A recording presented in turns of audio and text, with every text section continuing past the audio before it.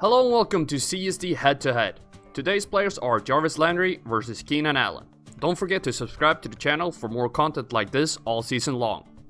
The players have the same status in their respective teams. They are both the #1 wide receiver in Miami and in Los Angeles, at least when Allen has been healthy. The reason they are pinned against each other is their similar ADP of 43 versus 42. Leave a comment below with the pick of your choosing. First, let's take a look at Jarvis Landry. From the Dolphins' opportunity pool and market share, Landry gets 142 projected targets with 96 reception. It's very similar to what he had last year. I had all projections done for him with Tannehill in the Dolphins video, but these are with Cutler. Important to keep that in mind for the rest of the season and this video. His most targeted zone last year was a short right with 32% of all targets coming in that zone. His most productive zone is the deep middle with 1.8 more yards per throw to that zone than to other ones. These zones are important to keep in mind during the season against teams with weaknesses in those areas. He's projected to score 4.3 touchdowns next year, a terrible projection for a #1 receiver. Now let's look at Keenan Allen, and if you enjoyed this video, don't forget to hit that like button.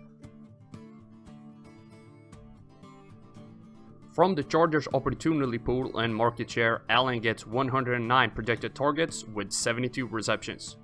These projections are for full health and 16 games, which Allen has had issues completing in the past.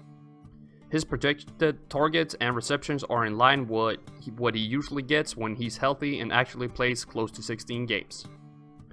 His most targeted zone of his career is a short left with 37% of all targets coming in that zone.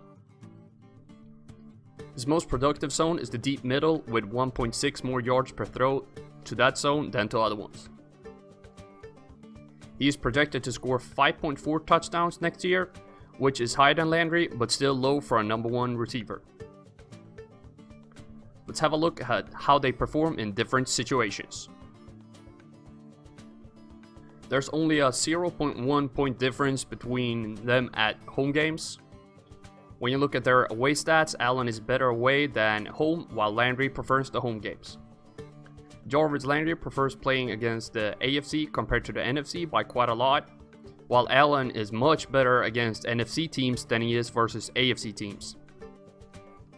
Both players score more fantasy points on average when their teams are winning, with the difference being larger for Allen.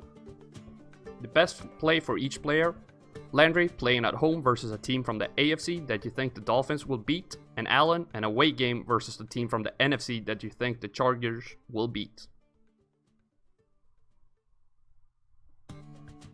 Looking at the player's personal score projection, a small advantage goes to Landry over the entire season with 131.2 versus 119.8. When I adjust for quarterback tendencies, we see a huge decline for Landry because of Jay Cutler, while Allen stays roughly the same.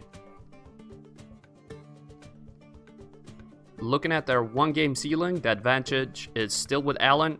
He has the better chance to give you a great day. However, Landry is the safer guy week to week with 3.1 points versus 1.9 in the one-game floor.